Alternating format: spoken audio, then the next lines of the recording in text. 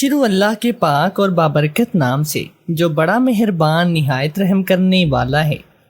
زبان پر چھالے پڑ جائیں تو نہار منہ، دہی میں کیلا مکس کر کے استعمال کریں، بے حد مفید ہے۔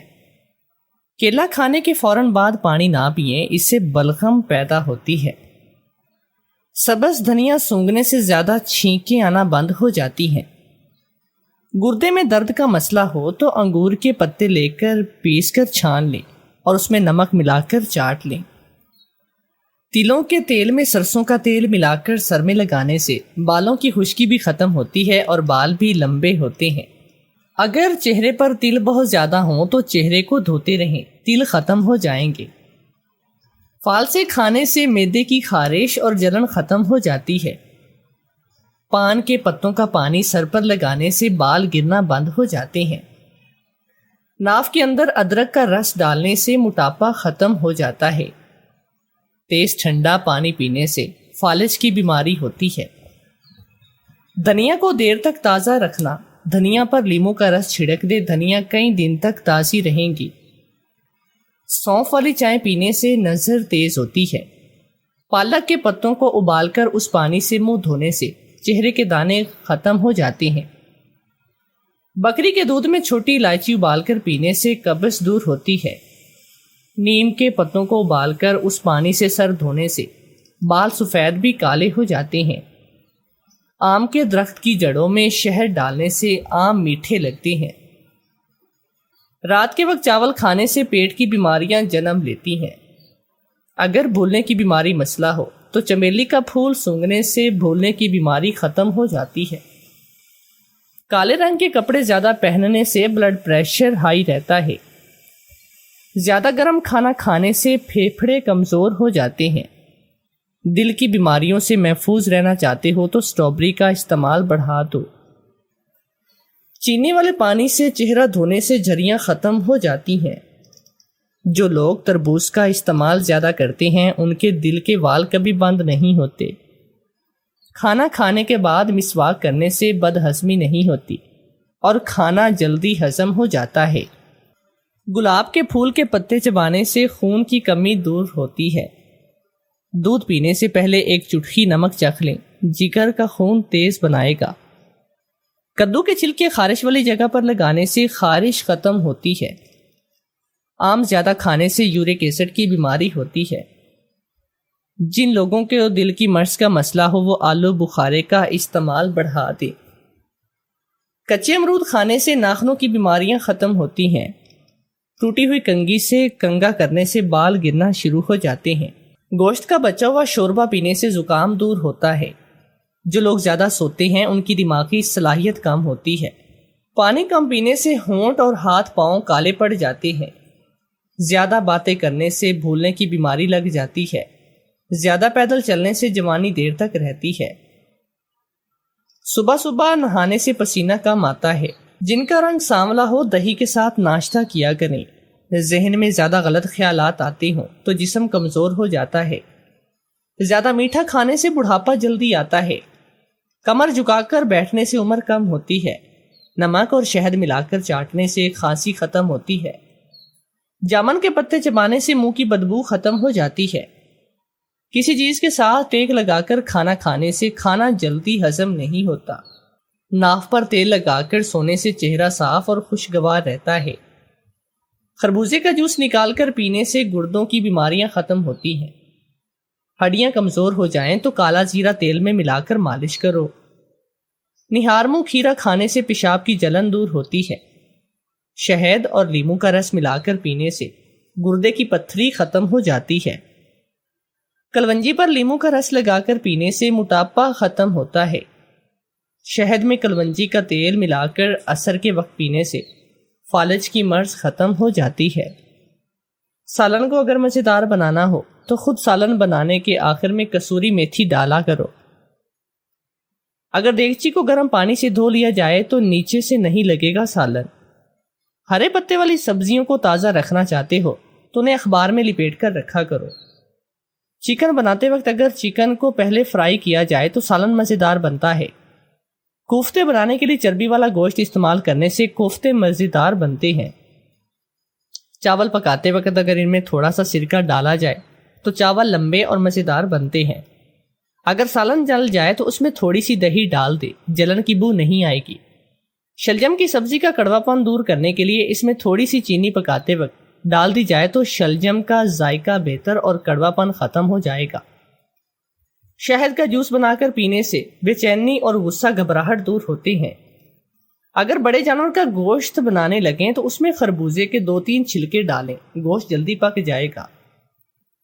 کولیسٹرول بڑھ جائے تو جوں پانی میں بھگو کر پیا کریں، کولیسٹرول لیول پر آئے گا۔ موسم گرما کی 9 مفید غذائیں۔ نمبر 1، چاول۔ چاولوں کا مزاج سرد ہوتا ہے پیٹ میں گرمی بھرنے، اور گرمی کے موسم میں روزانہ چاول کھانے سے ٹھنڈک ملتی ہے۔ گرمی میں چاولوں کے ساتھ سبزیاں کھانے سے زیادہ فائدہ ہوتا ہے۔ گرمیوں میں کھچڑی دہی کے ساتھ بہترین رہتی ہے۔ ڈائٹنگ کے دوران اگر چاول کھانا ہو تو ہمیشہ چاول ابال کر اس کا پانی پھینک کر استعمال کریں۔ گرمی میں چاول اور سبزیوں کا سوپ استعمال کیا جا سکتا ہے۔ مرغی کی یخنی، 4 سے 7 چمچ ابلے چاول ڈال کر ہلکا سا پکائیں، اس میں شملہ مرچ، ٹماٹر، بند گوبھی ڈالیں، اوپر سے کالی مرچ اور سرکہ ڈال کر کھائیں۔ نمبر 2، سیاہ چنے۔ سیاہ چنے فائبر حاصل کرنے کا ایک اہم ذریعہ ہوتے ہیں۔ گرمی میں زیادہ چکنی چیزوں سے پرہیز کرنا چاہیے۔ چنے کاربوہائیڈریٹس اور فائبرز حاصل کرنے کا اہم ذریعہ ہیں۔ ابلے ہوئے سیاہ چنے 1 کپ، سلاد کے پتے، کھیرا، پیاز، ہرا دھنیا، ہری مرچ، لیموں کا رس، اندازے کے مطابق 3 بڑے چمچ دہی زیرہ، 1 چمچ نمک اور مرچ ڈال کر یکجا کریں۔ یہ چاٹ گرمی کے موسم میں ٹھنڈی زیادہ اچھی لگتی ہے۔ نمبر 3، سلاد۔ سلاد قدرتی چیزوں کا تازہ اور قدرتی شکل میں کھانے کا ذریعہ ہے۔ سلاد کچی اور کچھ ابلی ہوئی اشیاء خوراک کے مجموعے کا نام ہے۔ طبی افادیت کے اعتبار سے ہر گھر میں ہونا ضروری ہے۔ گرمیوں میں اس کی ضرورت بڑھ جاتی ہے کیونکہ کچی سبزیوں میں حیاتین اور ریشے کے علاوہ مدنی نمک بھی ہوتا ہے۔ سلاد میں کھیرا گرمی کی شدت کو کم کرتا ہے۔ سبز دھنیا دماغی کمزوری دور کرتا ہے۔ چقندر دل کے امراض کے لیے مفید ہے۔ مولی خون میں یورک ایسڈ کی مقدار کو متوازن رکھتی ہے۔ ٹماٹر فولا اور کیلشیم کا خزانہ ہے۔ سلاد کے طور پر پیاز دوبارہ لازمی کھانی چاہیے۔ کھانے کے ساتھ پیاز کے استعمال سے لو نہیں لگتی۔ یہ بھوک پیدا کرنے کے ساتھ ساتھ ہاضمے میں مدد دیتی ہے اور قبض دور کرتی ہے۔ سبزیوں کے ساتھ پھلوں کو بھی سلاد شامل کیا جاتا ہے، جیسے کینو کا رس، سیب، اناناس اور گریپ فروٹ۔ تو آئیے چلتے ہیں اب آج کی سبق آموز کہانی کی جانب۔ میرا نام مغیث ہے۔ میرا تعلق شیخو پورہ سے ہے۔ میرے والد ایک مزدور ہیں، دن بھر کام کرنے کے بعد روزی کماتے ہیں۔ اماں لوگوں کے کپڑے سلائی کرتی تھی۔ میرے ابا کی آمدنی اس قدر کم ہے کہ اماں کی ضروریات پوری نہیں ہو پاتی۔ ہر وقت پیسے کو لے کر گھر میں لڑائی اور جھگڑے چلتے رہتے۔ ہم 4 بہن بھائی تھے، مگر چاروں کے اخراجات اٹھانا ابا کے لیے نہایت ہی مشکل ترین کام تھا۔ میں ذہنی طور پر بہت ہی ذہین تھا، پڑھنے لکھنے میں ہمیشہ اول رہا تھا، مگر گھر کے وسائل اتنے نہ تھے کہ میں اپنی تعلیم جاری رکھ سکتا۔ ابا کا کہنا تھا کہ میں ان کے ساتھ جاؤں اور کام کروں، جبکہ میں آگے پڑھنا چاہتا تھا، جس کے لیے میں نے بہت ہی جتن بھی کیے۔ میری اماں نے مجھے حافظ قرآن بنایا، ساتھ ہی ساتھ دنیاوی تعلیم بھی دلوائی۔ میں نے اپنی دینی تعلیم کے ساتھ بچوں کو قرآن پاک پڑھانا شروع کر دیا، جس سے تھوڑی بہت رقم مل جاتی تھی۔ ابا نے میرے چھوٹے بھائی کو بھی کام پر ڈال دیا تھا۔ میں اکثر اپنے ابا سے مار کھاتا، لیکن میری ایک ہی ضد تھی کہ مجھے پڑھنا ہے۔ میری کوشش اور لگن تھی جس نے مجھے آگے پڑھنے کی طاقت دی، ورنہ چھوٹے بھائی کی طرح ہمت ہار جاتا تو لوگوں کے کام ہی کرتا رہ جاتا۔ میں نے تمام بچوں سے جلدی قرآن حفظ کیا اور پھر اپنے بل بوتے پر آگے تعلیم حاصل کرنے کا سوچا۔ میں سکول سے میٹرک کرنے کے بعد جب کالج گیا اور وہاں جا کر اپنی تعلیم حاصل کرنے لگا، پورے ضلع میں نے ٹاپ کرنے کے بعد میری زندگی میں رکاوٹیں ختم نہ ہوئیں۔ میں اپنا ایک نام کمانا چاہتا تھا، ابا کی طرح۔ لوگوں کے گھروں میں جا کر پینٹ کرنا مجھے بالکل پسند نہیں تھا۔ اب تو اماں بھی ساتھ چھوڑنے لگی تھی۔ ابا کی ضد میں وہ ہم سے بھی ضد باندھنے لگی تھی۔ بات بات پر تانے دینا اور ہر بات میں ابا کے سامنے ہمیں کر دینا اماں کا پسندیدہ مشغلہ ہو گیا تھا۔ اماں کا بدلتا رویہ میری سمجھ سے باہر تھا، اور جب غلطی سے وجہ پوچھ لیتا تو ان کی زبان پر ایک ہی بات ہوتی کہ اپنے باپ کی نسل ہو، تم ویسے ہی ہوگے جیسے تمہارا باپ ہے۔ اماں کا یہ جملہ دل کو چیر کر رکھ دیتا تھا۔ کوئی بھی اولاد اپنی ماں سے بھی اتنی محبت کرتی ہے جتنی اپنے ابا سے کرتی ہے، مگر اماں کو یہ بات کبھی بھی سمجھ نہیں آئی تھی۔ ایک روز میں کالج سے گھر آیا تو گھر میں معمول کے مطابق جھگڑا ہو رہا تھا۔ میں تھکاوٹ کی وجہ سے ابا اماں کے جھگڑے میں پڑھنے کی جگہ خاموشی سے ایک طرف ہو کر بیٹھ گیا اور بہن کو پانی لانے کا کہا۔ میں خود سے عہد کر چکا تھا کہ کچھ بھی ہو جائے میں کبھی بھی اماں اور ابا کی لڑائی میں نہیں آؤں گا۔ میں کچھ دیر آرام کرنے کے لیے آنکھیں موند کر لیٹ گیا، لیکن میری روح کانپ گئی جب ایک دم اماں اور ابا کی لڑائی اتنی بڑھ گئی کہ ابا نے اماں کو مارنا شروع کر دیا تھا۔ میری بہن اونچا اونچا رونے لگی تھی اور میں اماں کو ابا سے بچانے لگا، لیکن اماں اندر ہی ہمیں برا بھلا کہنے لگی۔ مجھے اماں کی ہم سے نفرت کی سمجھ نہیں آ رہی تھی۔ آخرکار بہت عرصے تک یہ لڑائی جھگڑے چلتے رہے۔ میں گھر بار سے تنگ بہت آ گیا تھا، اس لیے بہت زیادہ وقت میں باہر رہتا۔ جب گھر آتا تو اماں غصے سے بولنے لگتی۔ میری سمجھ سے باہر تھا کہ ایسا کیا کروں جو سب کچھ ٹھیک ہو جائے۔ میں بالکل بے بس ہو چکا تھا۔ اماں کے گھر والے کافی امیر تھے۔ اماں کی ابا سے جب لڑائی ہوتی تو ابا کو غریبی جا تانا دیتی۔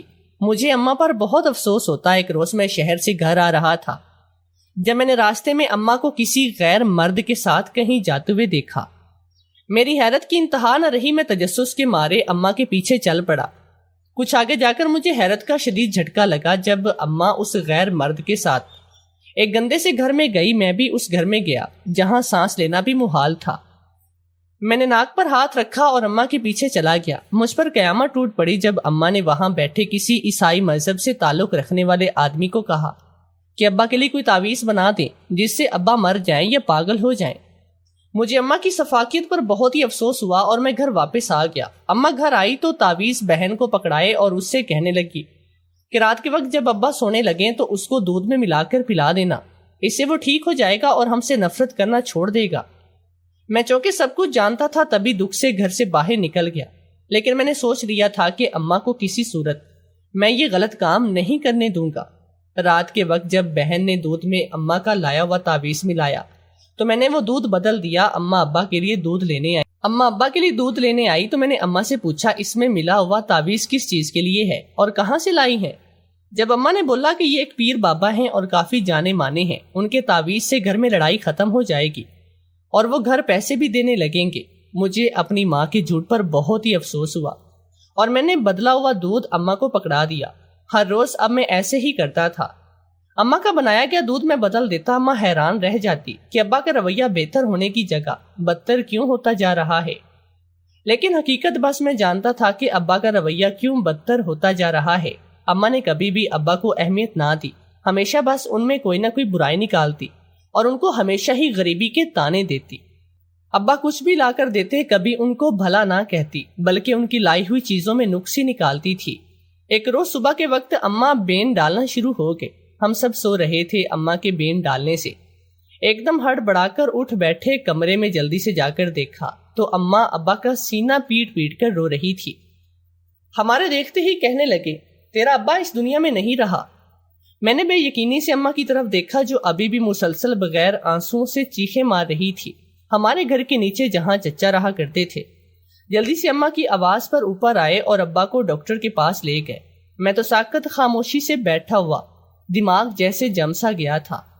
مجھے کچھ بھی سمجھ میں نہیں آ رہی تھی کہ میں کیا کروں۔ ابا کو گھر لایا گیا۔ اماں تو کب سے کبھی کسی کے گلے لگ کر روتی، کبھی کسی کے گلے لگ کر رو رہی تھی۔ مجھے اماں پر غصہ آنے لگا، لیکن یہ وقت ٹھیک نہیں تھا۔ کچھ تو تھا جو میں دیکھ نہیں پایا۔ آخر ایسا کیا ہوا تھا کہ ابا مر ہی گئے۔ ابا کو واپس لایا گیا اور ابا کی تدفین کی گئی۔ چاچو نے بتایا کہ ابا کو بے ہوش کیا گیا تھا اور پھر ان کا گلا دبا کر ان کو مار دیا گیا، لیکن ابا کے گلے پر نشان نہیں تھے، جس بات سے یہ کنفرم کرنا مشکل ہو رہا تھا کہ آخر ابا کو مارا کس نے اور کیسے مارا۔ ابا کی موت کے اگلے ہی روز ہی اماں سب سے ہمدردیاں بٹورنے لگی۔ مجھے اماں سے سخت نفرت محسوس ہو رہی تھی، لیکن اکثر ہم جس کے لیے غلط فہمی پالتے ہیں وہ اکثر صحیح ثابت ہوتی ہے۔ ابا کے جانے کے بعد تو جیسے ہمیں سب نے اکیلا کر دیا تھا۔ پہلے بھی کسی خاص بندے کا ملنا ملانا نہیں تھا، مگر پھر بھی کبھی نہ کبھی تو کوئی پوچھ ہی لیا کرتا۔ میری پھپھو جو ابا کے ہوتے ہماری بہت مدد کرتی، ابا سے ایک ہی بات کہتی کہ میرے بھائی کے قاتل کے بچوں کو میں کچھ نہیں دوں گی، اور اماں رو رو کر بس ایک ہی بات کہتی کہ میں نے کچھ نہیں کیا۔ حالات دن بدن بدتر ہوتے گئے۔ کئی راتیں ہم لوگ فاقے میں کاٹتے۔ ایک روز گھر کا دروازہ کھٹکا۔ میں جلدی سے نیچے گیا تو دیکھا ایک عجیب سا آدمی کھڑا ہے جس کے ہاتھ اور چہرے پر بڑا سا کٹ تھا، مجھے اسے دیکھ کر متلی ہونے لگی کیونکہ وہ بہت ہی عجیب لگ رہا تھا۔ میں نے اسے پوچھا کہ وہ کون ہے اور یہاں پر کیا کر رہا ہے۔ اس نے مجھے اپنی پوٹلی میں سے ایک کالے رنگ کا لفافہ دیا اور کہا کہ یہ رات اپنے تکیے کے نیچے رکھ کے سونا، تمہارے باپ کا قاتل تمہیں خواب میں نظر آئے گا اور تم مالدار ہو جاؤ گے۔ اس فقیر کی بات سن کر مجھے حیرت کا شدید جھٹکا لگا۔ اس سے پہلے میں اس سے مزید تفصیلات لیتا۔ اماں کی آواز پر میں نے پیچھے مڑ کر دیکھا اور جب دوبارہ باہر دیکھا تو وہاں کوئی بھی موجود نہ تھا۔ میں پریشان کن حالت میں اس لفافے کو پکڑا اور اندر چلا گیا۔ پہلی رات مجھے بہت ہی خوف محسوس ہوا، مگر پھر میں نے ہمت کرتے اس لفافے کو اپنے تکیے کے نیچے رکھ دیا۔ آدھی رات کا وقت تھا جب مجھے خواب میں ایک کالے رنگ کے کپڑوں میں آدمی نظر آیا۔ میری آنکھ ایک دم کھل گئی اور میں حیرت سے ادھر ادھر دیکھنے لگا، لیکن وہاں پر کوئی بھی نہیں تھا۔ اگلی صبح میری حیرت سے آنکھیں کھلی کی کھلی رہ گئی جب مجھے ایک کمپنی جس میں میں انٹرویو دے کر آیا تھا وہاں سے نوکری کے لیے کال آئی۔ مجھے اچھی تنخواہ پر نوکری مل گئی۔ فقیر کی بات سچ ثابت ہو رہی تھی، اب تو میں یونیورسٹی میں داخلہ بھی لے سکتا تھا۔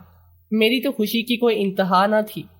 مجھے ابھی بھی یقین نہیں تھا کہ میرے ساتھ ایسا بھی ہو سکتا ہے۔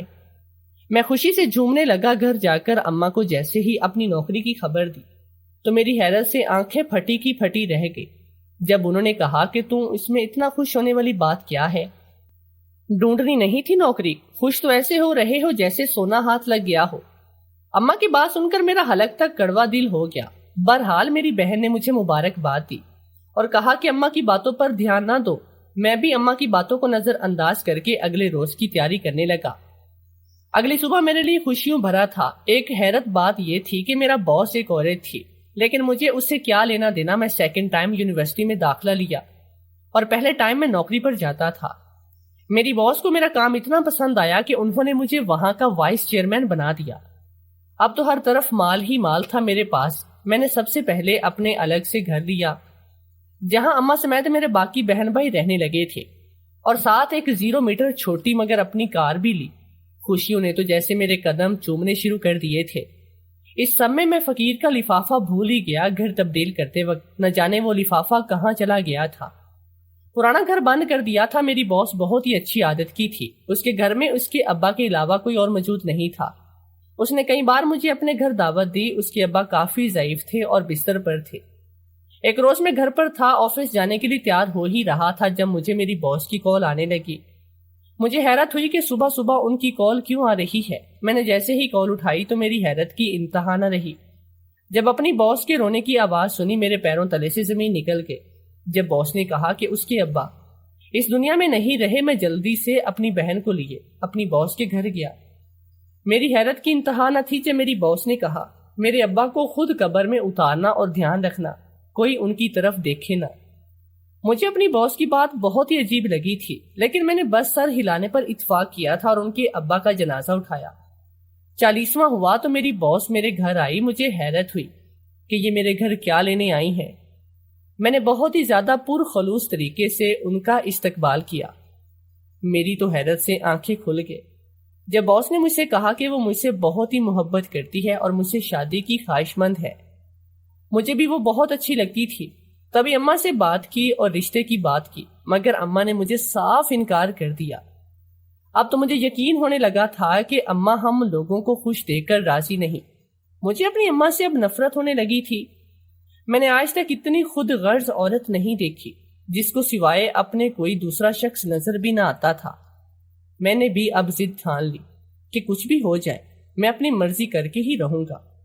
میں نے اپنی باس کو شادی کے لیے ہاں کر دی اور 1 ہفتے کے اندر اماں سے چھپ کر میں نے اپنی باس سے شادی کی۔ میں نے پسند کی شادی کی تھی۔ اماں کو میری بیوی سے نفرت تھی۔ اماں ہر وقت میری بیوی کو تانے دیتی، اسے برے گھر کے کام کرواتی۔ میں نے جو ملازمہ رکھ کے دی اماں نے اسے ہٹا دیا کہ وہ ان کے مطابق صفائی نہیں کرتی۔ اماں نے میری بیوی پر بے جا ظلم کیے جو میری بیوی نے خاموشی سے برداشت کیے تھے۔ میری بیوی میری اماں کا ہر ظلم برداشت کر کے بھی ان کی عزت کرتی، اور میری اماں ہر وقت میری بیوی کو کہتی کہ میں تمہاری طلاق کروا کر رہوں گی، تم میری پسند نہیں ہو اور اس گھر میں میری پسند کی بہو آئے گی۔ میری اماں جب رات کے وقت میں گھر آتا تو مجھے میری بیوی کے خلاف باتیں سناتی، لیکن میں اماں کی عادت سے واقف تھا، اس لیے ان کی باتوں پر دھیان بھی نہ دیتا۔ میری بیوی اور میں اماں سے کافی تنگ آ چکے تھے۔ ابھی ہماری شادی کو سال ہی ہوا تھا کہ شادی کے سال بعد ہی بیوی ایک بچے کو جنم دیتے ہی مر گئے۔ میری تو دنیا اجڑ گئی تھی، اتنی محبت کرنے والی میری بیوی میری زندگی سے دور چلی گئی۔ میرا بچہ بھی ماں کی محبت سے محروم ہو گیا تھا۔ جنازے کا وقت ہوا تو اماں میت اٹھتے ہی بولی، تیری بیوی کی قبر میں سانپ بچھو آئیں گے۔ مجھے اماں کی بات بہت ہی عجیب لگی کہ اماں ایسا کیوں کہہ رہی ہے۔ مجھے لگا اماں بد دعائیں دے رہی ہیں، لیکن میں بہت ڈر گیا تھا۔ میں نے سوچا بیوی کی لاش کو رات کو قبر سے نکال کر گھر میں چھپا لوں گا تو اسے تکلیف نہیں ہوگی۔ میں نے جانے انجانے میں اللہ کے حکم کے خلاف حرکت کرنے کا سوچا۔ رات قبر کشائی کرنے کا ارادہ کرتے ہی میں شام کے وقت سو گیا۔ میں نے خواب میں دیکھا کہ میری بیوی بہت خوش ہے اور ہر جگہ ہریالی ہی ہریالی ہے۔ سفید رنگ کا لباس پہنے میری بیوی ادھر ادھر گھوم رہی تھی۔ میری گھبراہٹ سے آنکھ کھل گئی تو دیکھا رات کا وقت ہو رہا تھا۔ سب اپنے اپنے کمروں میں تھے، میرا بچہ بھی میری بہن کے پاس تھا۔ میں چپکے سے قبرستان گیا۔ رات کے پہر قبرستان میں بہت ہی خوفناک منظر تھا۔ جو ہی میں نے قبر کھولی تو میری حیرت کی انتہا نہ رہی جب قبر کے چاروں طرف ننھے ننھے انتہائی خوبصورت پھول کھلے ہوئے تھے، اور میری بیوی کا کفن بھی بالکل صاف تھا، ہلکا سا بھی میلا نہیں ہوا تھا۔ میں نے رب کا شکر ادا کیا اور قبر کو پھر سے بند کیا اور جلدی سے گھر آ گیا۔ اگلے روز صبح اٹھا تو مجھے لگا میں دوسرا سانس بھی نہیں لے پاؤں گا۔ جب میں نے اماں کو ایک دن کے بچے کے چہرے پر تھپڑ مارتے ہوئے دیکھا تھا، بچہ تکلیف کی شدت سے اونچی اونچی آواز میں رو رہا تھا۔ باقی سب نہ جانے کہا تھے اماں میرے بچے کو مار رہی تھی، ساتھ ہی ساتھ کہتی جا رہی تھی تو بھی اسی منحوس کی اولاد ہے جس سے مجھے ہمیشہ نفرت رہی۔ میرا شوہر اس کی اماں سے زیادہ پیار کرتا، اگر میں اسے بھی نہ مارتی تو وہ بھی مجھے سانپ کی طرح میرے سر پر سوار رہتی۔ اور اس کے بعد اس کا بیٹا جس نے میرا جینا حرام کر رکھا تھا، اس کے باپ کو تو بس تیرا باپ ہی نظر آتا، ہر وقت مغیث مغیث کرتا، پھر مجبوراً مجھے اسے زہر دینا پڑا۔ وہ تو شکر ہے کہ کسی نے زیادہ دھیان نہیں دیا، ورنہ میں تو پکڑی جاتی۔ اماں یہ کیا بول رہی تھی مجھے ایک لفظ بھی سمجھ میں نہیں آیا۔ میری تو حیرت ہی ختم نہیں ہو رہی تھی، میری آنکھوں سے آنسو بہنے لگے۔ ابھی اماں پھر سے اس معصوم سے بچے پر ہاتھ اٹھاتی، میں نے جلدی سے اپنا بچہ جھپٹ لیا۔ اماں تو مجھے اپنے پیچھے پا کر تھر تھر کانپنے لگی۔ مجھے اپنی اماں پر بہت افسوس ہوا۔ میں نے اماں سے کچھ نہ کہا اور سیدھا اپنے چاچو کے پاس چلا گیا۔ ان کے پاس گیا اور ان سے پوچھا کہ میں کس کی اولاد ہوں۔ پہلے تو چاچو تذبذب کا شکار ہوئے، لیکن میں نے بھی ٹھان لی اس حقیقت کو میں جان کر رہوں گا۔ آخر ایسا بھی کیا ہوا تھا کہ اماں کو مجھ سے اس قدر نفرت ہے؟ میں نے چاچو سے ضد کی تو ان کو نہ چاہتے ہوئے بھی مجھے بتانا پڑا۔ میرے ابا جب میٹرک میں تھے تو میرے دادا نے ابا کی شادی ان کی مرضی کے خلاف اپنے تایا کی بیٹی سے کر دی، جو کہ میرے ابا سے 2 سال بڑی تھی۔ دونوں میں ہر وقت لڑائی جھگڑے ہوتے۔ شادی کے 3 سال کے بعد بھی ابا کے ہاں کوئی بچہ نہ ہوا تو ابا نے دوسری شادی سب کو بتائے بغیر اپنی مرضی سے کی۔ ابا جہاں کام کرتے تھے وہاں مالک کی بیٹی، جو ابا کو بہت ہی زیادہ پسند کرتی تھی اور بہت ہی خوبصورت بھی تھی، ابا کو بھی وہ بہت ہی پسند تھی۔ ابا اس لڑکی سے شادی کر کے اسے گھر لے آئے۔ ابا کی پہلی بیوی جو سارا دن کوڑتی رہتی، اب تو وہ دوسری بیوی پر ظلم کرنے لگی تھی۔ 1 سال کے بعد ابا کی دوسری بیوی سے میں پیدا ہوا تو ابا کی پہلی بیوی مزید احساس کمتری کا شکار ہوئی۔ انہیں ہر وقت یہی لگتا کہ ابا بس میری اماں سے پیار کرتے ہیں، اپنی پہلی بیوی سے نہیں۔ میں ابھی 3 سال کا ہوا تھا کہ میری اماں چھت سے گر کر مر گئی، لیکن اب اندازہ ہوا کہ وہ مری نہیں تھی۔ انہیں مارا گیا تھا، میں پہلی اولاد تھا اور من پسند بیوی سے تھا، تبھی ابا کا مجھ سے زیادہ پیار تھا۔ اماں کو مجھ سے شروع سے ہی نفرت تھی۔ پھر میری سوتیلی ماں نے نہ جانے کس پیر بابا کا دم کیا ہوا نمک کھانے لگی اور ماں کے گھر ایک بیٹی کا جنم ہوا۔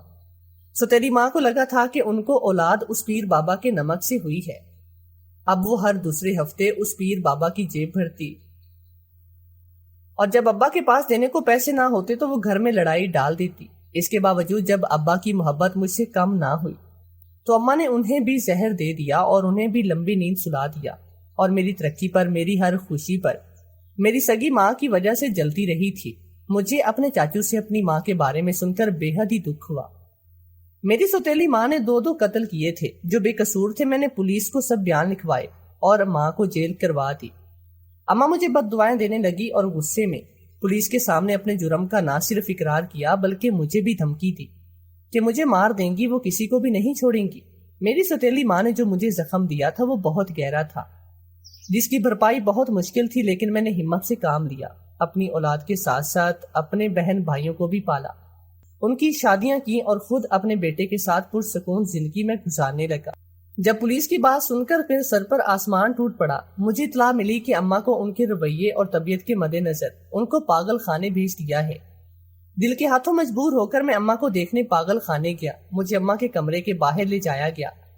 اندر اماں اپنے بالوں کو توڑ رہی تھی اور بار بار یہی کہہ رہی تھی کہ میں سب کو مار دوں گی، میں نے سب کو مار دیا ہے، میں اس کے بیٹے کو بھی نہیں چھوڑوں گی۔ مجھے اس وقت احساس ہوا کہ جو ستولی اماں کے ساتھ ہوا تھا بالکل درست ہوا، اور وہ خود پسندی میں اتنی گم تھی کہ ان کو اپنے عبرتناک انجام کا اندازہ ہی نہ تھا، اور وہ اس نہج پر پہنچ گئی کہ اماں کی آخرت تو کافی عبرتناک تھی، لیکن ان کی باقی زندگی بھی کافی تکلیف دہ ثابت ہونے والی تھی، کیونکہ جب جب اماں کو دورہ پڑتا ڈاکٹر ان کو بجلی کے جھٹکے دیتے جو ان کے دماغ کو کچھ وقت کے لیے سلا دیتے تھے۔